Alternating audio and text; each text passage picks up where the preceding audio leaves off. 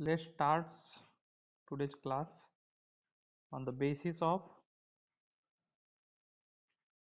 second test of science and technology part 2, which I was sent uh, yesterday. तुमच्याकडे question paper तयार असेल. काही लोकांनी ती टेस्ट सोडवून पण पाठवलेली आहे. तर त्यामध्ये काही कन्फ्युजन असेल तर किंवा ज्या लोकांना त्या प्रश्नाची उत्तरे मिळाली नाही टेस्टमधील त्याच्याबद्दल आपण यामध्ये बघू आणि one by one question answer समजून घेऊ. ओके.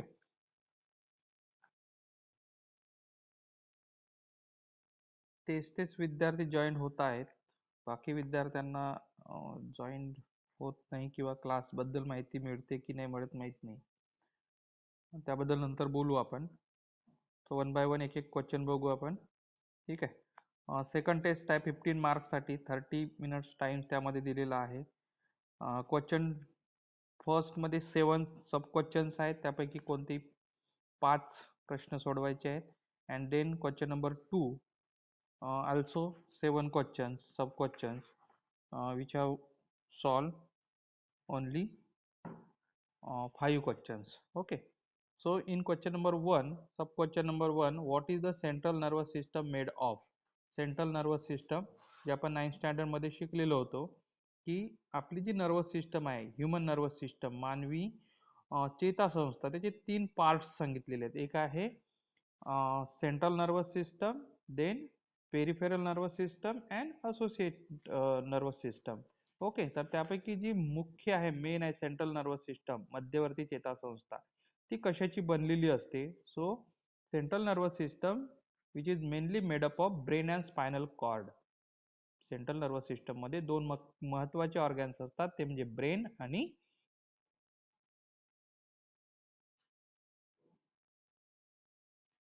Spinal cord. ओके, एक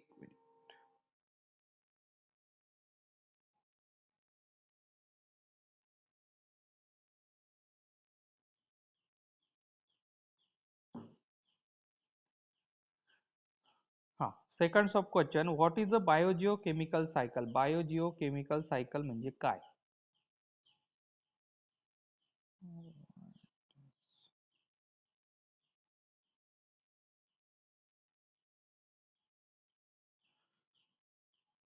जिला जैव भू रसायन सायकल असे म्हणतात. तर the definition is the cyclical flow of nutrient within an ecosystem is called a biogeochemical cycle. आता इकोसिस्टम म्हणजे काय? तर इकोसिस्टम ज्याला आपण जैव इकोसिस्टम, जसं लँड इकोसिस्टम आहे किंवा वॉटर इकोसिस्टम आहे, त्या पद्धतीच्या different types of the ecosystems असतात. ओके, तर त्यामध्ये न्यूट्रिएंट्सचा जो काही सायक्लिकल फ्लो आहे from one parts to other parts किंवा from one organism to other organism, from biotic to abiotic factor, that cyclical flow of nutrients is known as a biogeochemical cycle. Okay, जसं की आपल्याला जो अन्न मिळतो, food मिळत असतो, we take the nutrients in the form of food from the plants. Plants कडून आपण फूड घेतो, त्यामधून आपल्याला न्यूट्रिएंट्स मिळतात. ठीक आहे. त्यानंतर आपण त्यापासून एनर्जी मिळवतो आणि नंतर उरलेलं जे काही पार्ट्स आहे त्याचं डिकम्पोजिशन होऊन ते पुन्हा बाहेर पडत असते. तर अशा पद्धतीने मग ते दुसऱ्यांना मिळते.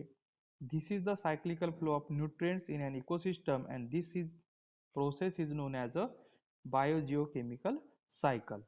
Third sub questions, write the correlation between producer autotroph.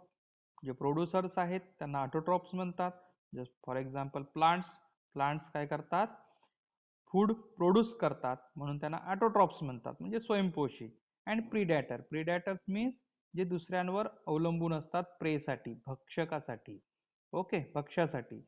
That is the known as a heterotrophs. त्यांना काय म्हणायचं?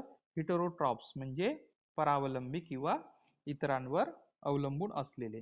नेक्स्ट आहे write the name of the plant in the picture and what kind of movement takes place in this plant. खाली एक प्लांटची diagram तुम्हाला दिसत आहे, त्याला आयडेंटिफाय करायचं आहे, त्याचं नाव लिहायचं आहे आणि तो जो मुवमेंट शो करतो त्या मुवमेंट्सचं टाइप्स लिहायचं आहे, काइंड लिहायचं आहे. तर तो प्लांट कशाचा आहे? टच मी नॉट, ज्याला आपण लाजाळूचं झाड म्हणतो. ठीक आहे. मग आन्सर मध्ये लिहायचं touch me not is the plant आणि त्याची जी मुवमेंट आहे ती कोणत्या प्रकारची आहे? The growth irrelevant movements takes place in this plant. त्या प्लांटमध्ये जी मुवमेंट दिसते ती ग्रोथ इरिलिव्हंट आहे, म्हणजे ग्रोथशी या मुवमेंटचं कोणतंही संबंध नाही, फक्त तो स्वतःच्या आकारामध्ये बदल करून घेत असतो.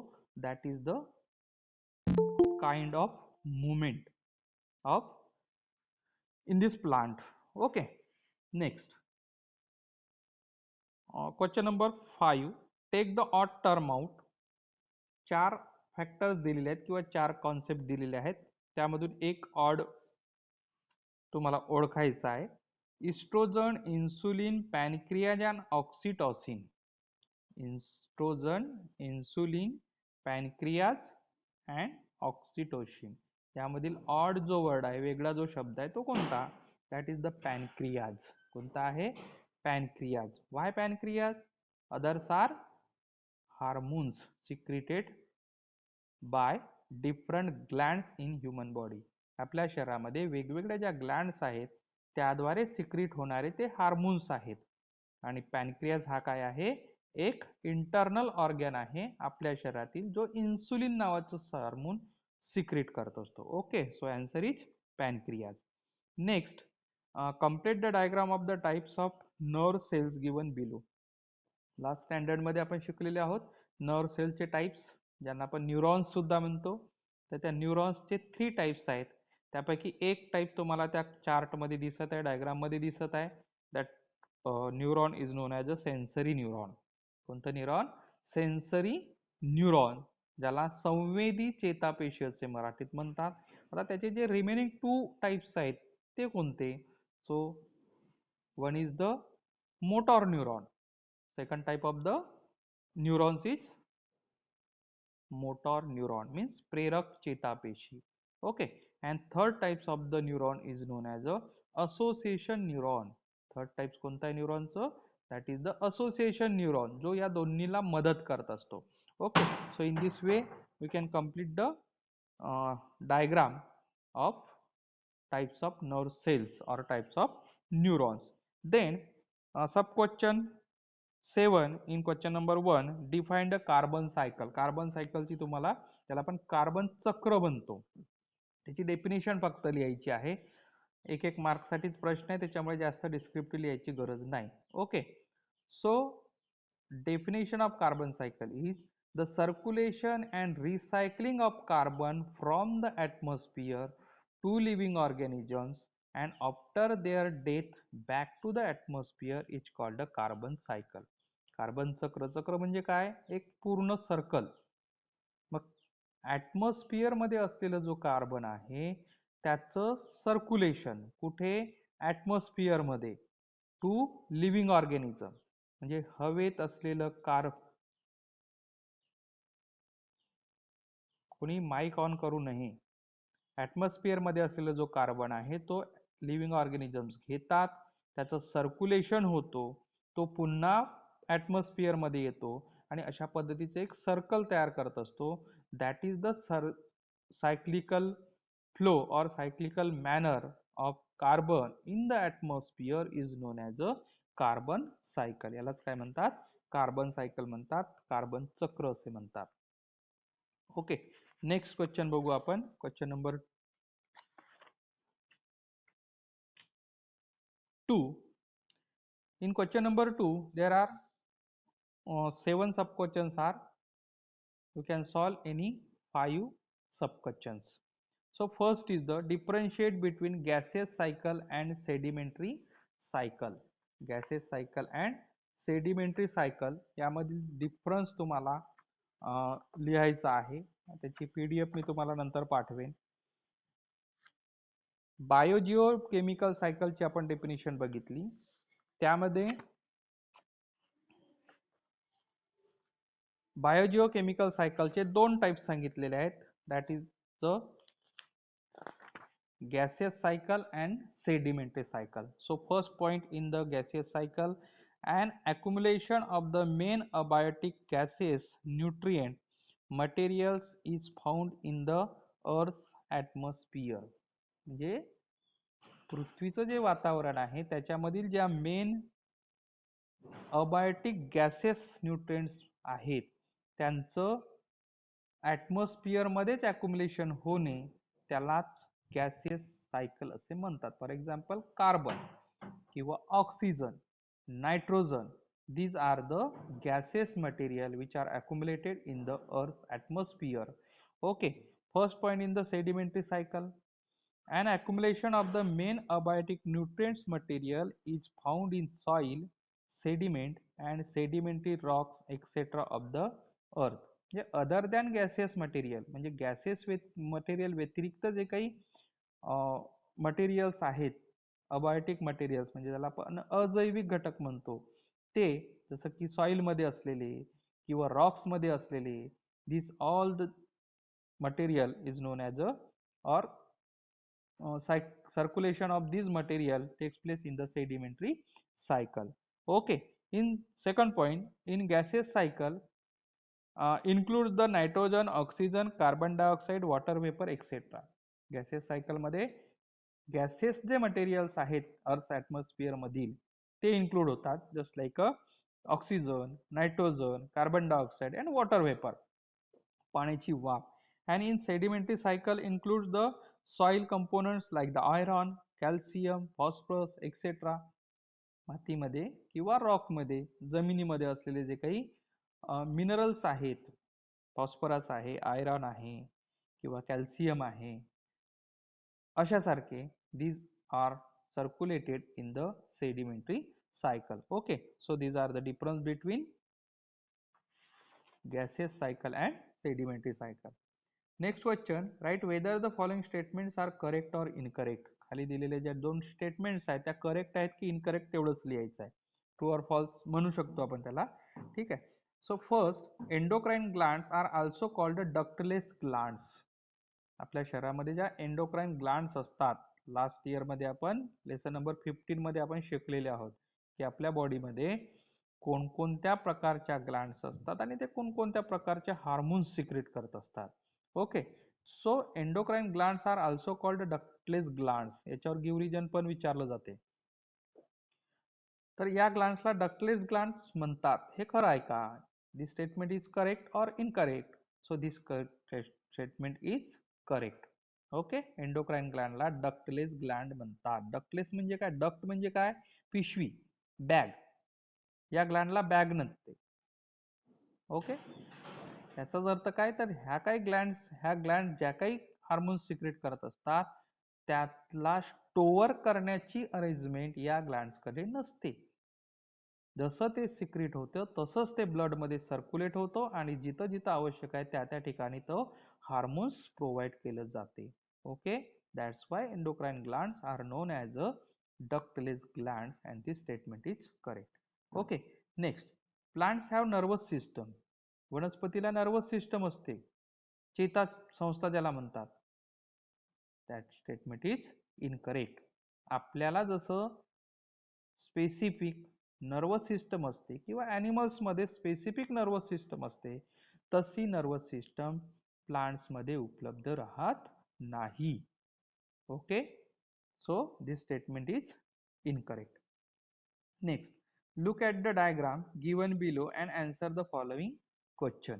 खाली एक डायग्राम तुम्हाला दिसत आहे, त्या डायग्रामचं ऑब्झर्वेशन करायचं आहे. ती डायग्राम नेमकी कशाची आहे ती तुम्हाला आयडेंटिफाय करायची आहे.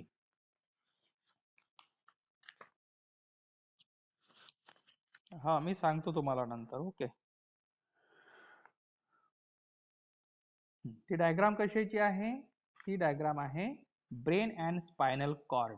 वरच्या बाजूला ब्रेन दिसतो आहे आणि त्या ब्रेनच्याच बॅक पोर्शन पासून किंवा जो वेंट्रल पोर्शन आहे त्याच्यापासून एक स्पायनल कॉर्ड बाहेर पडलेला आहे. सो एक क्वेश्चन काय दिलेला आहे, नेम द गिवन डायग्राम. त्या डायग्रामचं नाव काय लिहायचं, brain and spinal cord. Okay. आणि सेकंड क्वेश्चन आहे, where is the spinal cord located. तो स्पायनल कॉर्ड त्या ब्रेन मध्ये कुठे लोकेटेड असतो, तर ब्रेन मधून निघाल्यानंतर this spinal cord located within the vertebral column. म्हणजे पाठीमागे आपला जो पाठीचा कणा त्या ब्रेन पासून निघालेला आहे, त्या व्हर्टिब्रल कॉलमच्या आतमध्ये स्पायनल कॉर्ड फिट झालेला असतो, लोकेटेड असतो. ओके. यामध्ये डायग्राम ड्रॉ करायची नाही. पुन्हा एकदा मी तुम्हाला सांगतो आहे की ज्या ज्या ठिकाणी डायग्राम दिलेले आहेत आणि त्या डायग्रामवर बेस तुम्हाला क्वेश्चन्स विचारलेले आहेत की observe the following diagram and answer the questions, असं जर विचारलं तर त्या डायग्राम्स आन्सर पेपरमध्ये ड्रॉ करायच्या नाहीत.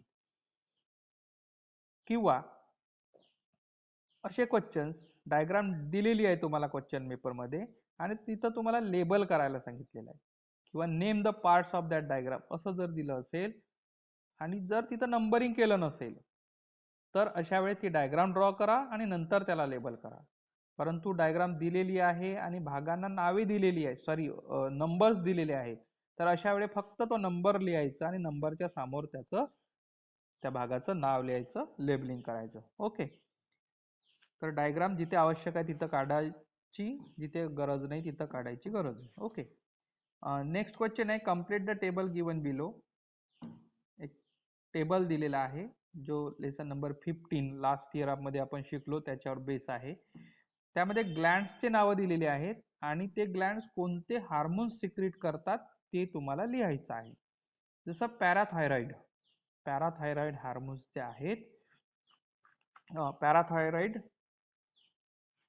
ग्लँड्स जे आहेत ते कोणतं हार्मोन सिक्रेट करतात, तर त्याचा आन्सर आहे पॅराथॉर्मोन. पॅराथॉर्मोन, पॅराथायरॉइड नावाच्या ज्या ग्लँड्स आहेत त्या पॅराथॉर्मोन नावाचं जे हार्मोन आहे ते सिक्रेट करत असतात. ओके. नेक्स्ट आहे ओव्हरी, जी लेडीज मध्ये असते. ती ओव्हरी कोणतं हार्मोन सिक्रेट करतो, that is known as a oestrogen.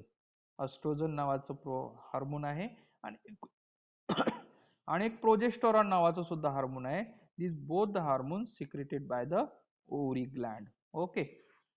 Next question आहे, गिव्ह रिझन दिलेला आहे की energy flow through an ecosystem is one way. कोणत्याही इकोसिस्टम मधील, इकोसिस्टम म्हणजे काय सांगितलं मी, परिसंस्था ज्याला म्हणतात. म्हणजे वेगवेगळे, जसं एक छोटंसं जग ज्याला आपण म्हणू, जसं आपण जमिनीवर राहतो तर ही एक जमिनीवरची एक इकोसिस्टम आहे. पाण्यामध्ये राहणारे जे आहेत, मग ते पॉन्ड मध्ये असेल, रिव्हर मध्ये असेल, ओशियन मध्ये असेल, तर त्यांची एक वेगळी इकोसिस्टम तयार झालेली असेल. जसं काही फॉरेस्ट मध्ये राहतात तर मग त्यांना फॉरेस्ट इकोसिस्टम म्हणतात. ओके. अशा पद्धतीने छोट्या छोट्या इकोसिस्टम तयार झालेले असतात. तर त्या इकोसिस्टम मधील जो एनर्जीचा फ्लो आहे तो वन वे असतो, त्याचं रिझन लिहायचं आहे. ओके. न्यूट्रिएंट्सचा फ्लो हा सायक्लिकल असतो, परंतु एनर्जीचा फ्लो हा वन वे असतो, एकेरी असतो. त्याचं रिझन काय? So reason is that sun is the ultimate source of energy. आपल्यालाच नाही तर आपल्यासारख्या सर्वच सजीवांना सूर्यापासून ऊर्जा मिळत असते आणि सूर्य हा एक असा अल्टिमेट सोर्स आहे एनर्जीचा की ज्यापासून त्या सर्वांना एनर्जी प्रोव्हाइड करत असतो. Second point, in all ecosystems, producers store the solar energy in the form of food, which passed on from one trophic level to the other trophic level. कोणत्याही ecosystem मध्ये जे प्रोड्युसर्स असतात, म्हणजे plants असतात, जे फूडचं प्रोडक्शन करतात, ते रिसिव्ड और ऍक्सेप्ट द सोलर एनर्जी, सूर्यापासून सोलर एनर्जी ते ऍक्सेप्ट करतात, ऍब्सॉर्ब करतात and stored in the form of solar energy. ते स्वतःच्या बॉडीमध्ये सोलर एनर्जीच्या फॉर्ममध्ये स्टोअर्ड करतात आणि from that producer this energy transform from one trophic level to other trophic level. आता ट्रॉपिक लेवल काय आहे, त्याला आपण पोषण पातळी म्हणतो. तर जे तयार करणारे आहेत प्रोड्युसर ते, आणि नंतर त्यांच्यापासून इतरांना जे मिळते, म्हणजे जसं आपण प्लांट्स पासून घेत असेल तर आपण सेकंड ट्रॉपिक मध्ये येणार, ट्रॉपिक लेवलवर येणार. ओके. अशा पद्धतीने अशा पद्धतीने जी एनर्जी आहे सूर्यापासून घेऊन प्लांट्स मध्ये येते, प्लांट्स कडून ती आपल्यामध्ये येते. ओके, आणि अशा पद्धतीने ते from one topic level to other topic level transform होत जाते. Due to the decomposition some part of this energy is release in the form of heat. जेव्हा बॉडीचं डिकम्पोजिशन होतो, लिव्हिंग ऑर्गॅनिझमच्या बॉडीचं डिकम्पोजिशन होतो, तेव्हा त्या एनर्जी मधील काही जो भाग आहे तो हीटच्या रूपात बाहेर पडतो.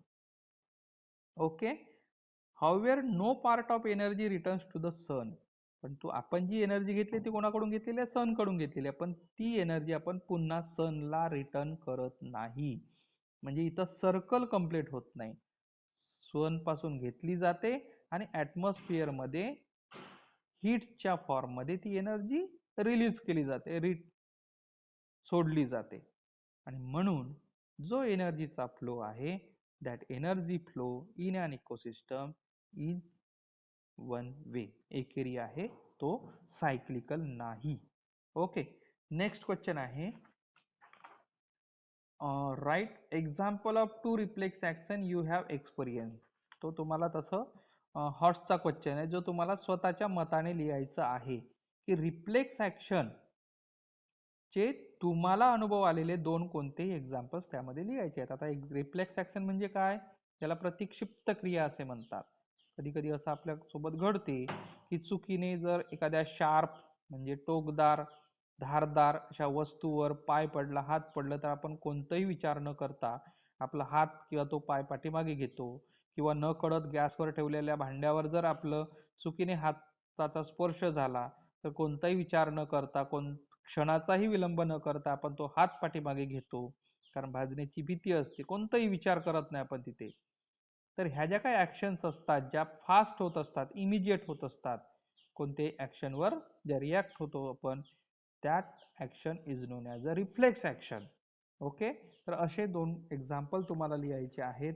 त्यामध्ये example, okay, touching the bare hands to the flame of candle we take out hand back.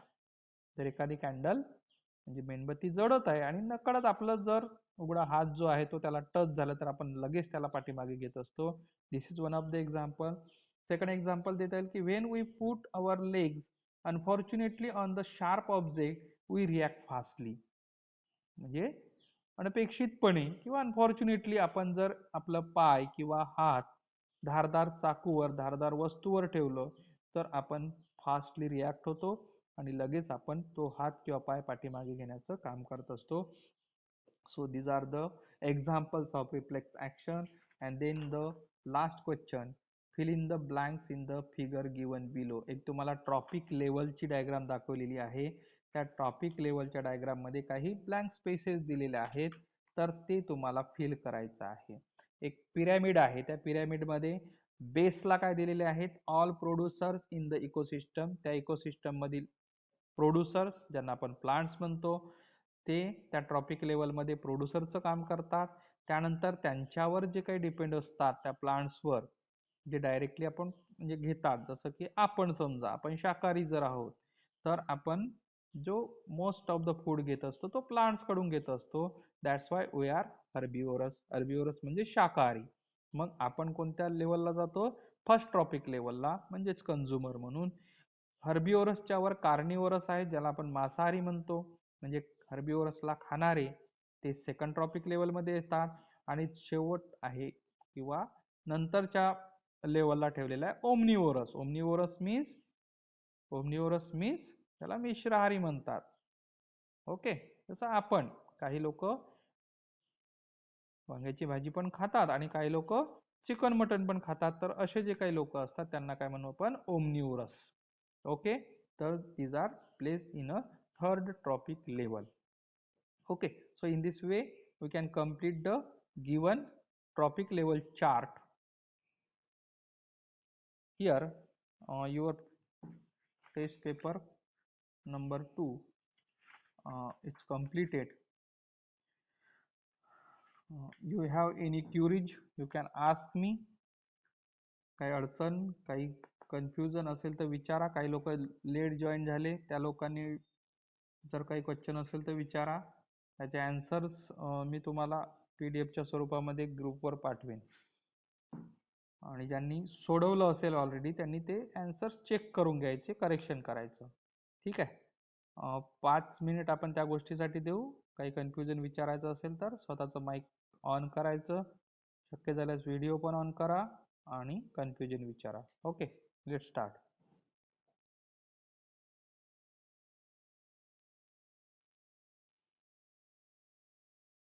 नावं घ्यायची गरज पडायला नको, ज्यांना गरज आहे त्यांनी.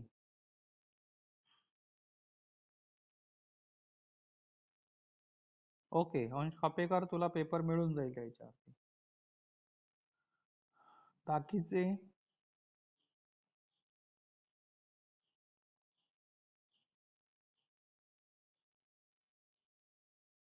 ठीक आहे, नंतर आठवलं तर विचारा.